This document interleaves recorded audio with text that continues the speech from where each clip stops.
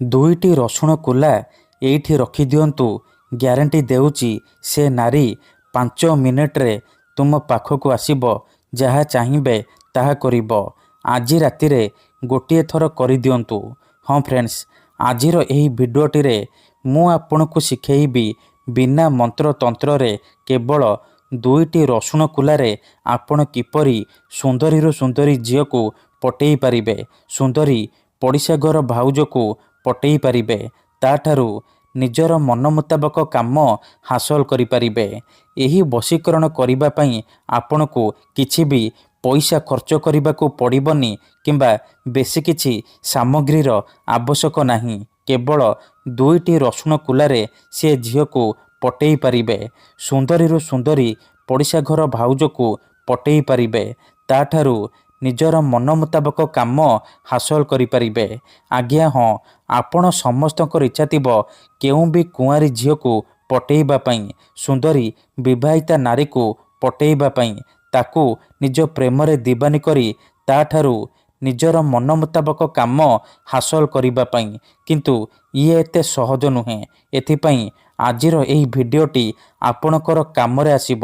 କାରଣ ଆଜିର ଏହି ଭିଡ଼ିଓଟିରେ ମୁଁ ଆପଣଙ୍କୁ ଶିଖେଇବି ବିନା ମନ୍ତ୍ରତନ୍ତ୍ରରେ କେବଳ ଦୁଇଟି ରସୁଣ କୁଲାରେ ଝିଅ ପଟେଇବା ପାଇଁ ବଶୀକରଣ ବିଦ୍ୟା, ସୁନ୍ଦରୀ ବିବାହିତା ନାରୀକୁ ପଟେଇବା ପାଇଁ ବଶୀକରଣ ବିଦ୍ୟା। ଏହି ବଶୀକରଣ ଏତେ ଶକ୍ତିଶାଳୀ କି ଯିଏ ବି ଏହି ବଶୀକରଣ କରିଛି ସଫଳ ହେଇଛି। ବର୍ଷ ବର୍ଷ ଧରି ଭାଙ୍ଗି ଯାଇଥିବା ପୁରୁଣା ପ୍ରେମକୁ ଫେରାଇ ଆଣିପାରିଛି।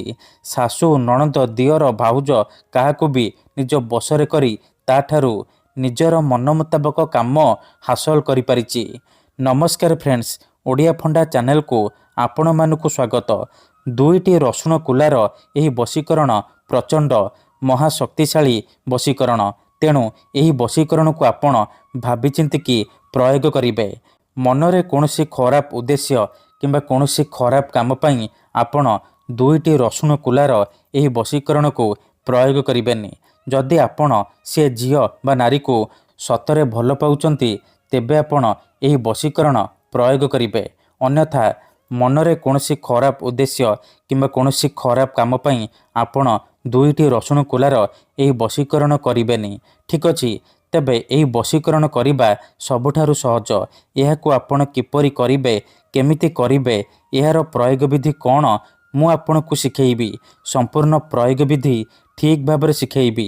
ଜାଣିବା ପାଇଁ ଆପଣ ଭିଡ଼ିଓଟିକୁ ମୂଳରୁ ଶେଷ ପର୍ଯ୍ୟନ୍ତ ପୁରା ଧ୍ୟାନ ସହିତ ଦେଖନ୍ତୁ।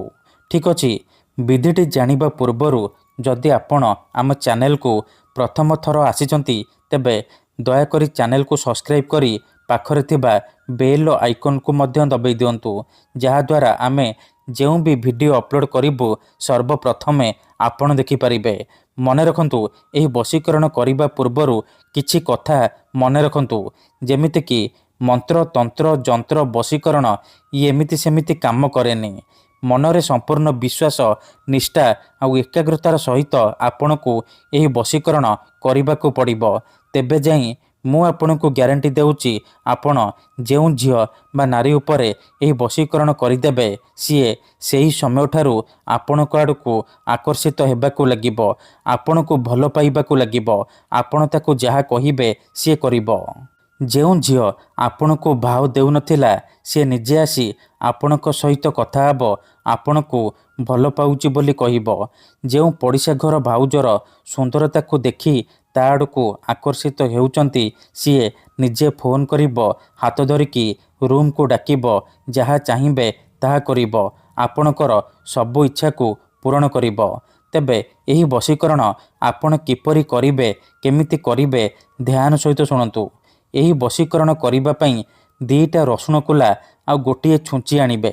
ଦୁଇଟା ରସୁଣ କୁଲା ଆଉ ଗୋଟିଏ ଛୁଞ୍ଚିର ସାହାଯ୍ୟରେ ଆପଣ ସେ ଝିଅକୁ ପଟେଇ ପାରିବେ, ପଡ଼ିଶା ଘର ଭାଉଜକୁ ପଟେଇ ପାରିବେ, ତାକୁ ନିଜ ପ୍ରେମରେ ଦିବାନୀ କରିପାରିବେ।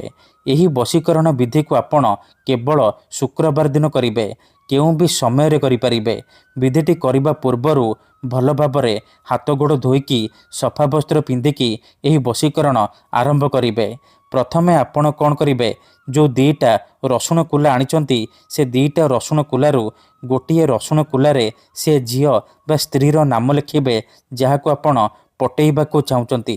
ଆଉ ଗୋଟିଏ ରସୁଣ କୁଲାରେ ଆପଣ ନିଜର ନାମ ଲେଖିବେ। ତାପରେ ସେ ଦୁଇଟା ରସୁଣ କୁଲାକୁ ଏକାଠି କରି ଡାହାଣ ହାତରେ ମୁଠେଇକି ଧରିବେ ଆଉ 7 ଥର ସେ ଝିଅ ବା ସ୍ତ୍ରୀର ନାମ କହିବେ। ତାପରେ ସେ ରସୁଣ କୁଲାରେ ଫୁଙ୍କିଦେବେ। ତାପରେ ନିଜର ନାମ 7 ଥର କହିବେ। ପୁଣି ଆପଣ ସେ ରସୁଣ କୁଲାରେ ଫୁଙ୍କିଦେବେ। ଏତିକି କରିସାରିବା ପରେ ସେ ଦୁଇଟା ରସୁଣ କୁଲାକୁ ଏକାଠି କରି ସେଥିରେ ଛୁଞ୍ଚିକୁ ଫୋଡ଼ିଦେବେ। ଧ୍ୟାନ ରଖିବେ ଯେମିତି ଦୁଇଟାକ ରସୁଣ କୁଲା ଛୁଞ୍ଚି ମଝିରେ ରହିବ। ଛୁଞ୍ଚି ଭଲ ଭାବରେ ସେ ଦୁଇଟା ରସୁଣ କୁଲାରେ ଫୋଡ଼ି ହେଇଯିବ। ତାପରେ ଆପଣ କ'ଣ କରିବେ, ଆଖି ବନ୍ଦ କରିକି 1ରୁ 2 ମିନିଟ୍ ସେଇ ଝିଅ ବା ନାରୀକୁ ମନେ ମନେ ଭାବିବେ। ତାର ମୁହଁକୁ ନିଜ ମନରେ ଭାବିବେ। ଏମିତି ଭାବିବେ ଯେମିତି ସିଏ ଆପଣଙ୍କର ବଶରେ ହେଇଯାଇଛି, ଆପଣଙ୍କର ସବୁ ଇଚ୍ଛାକୁ ପୂରଣ କରୁଛି।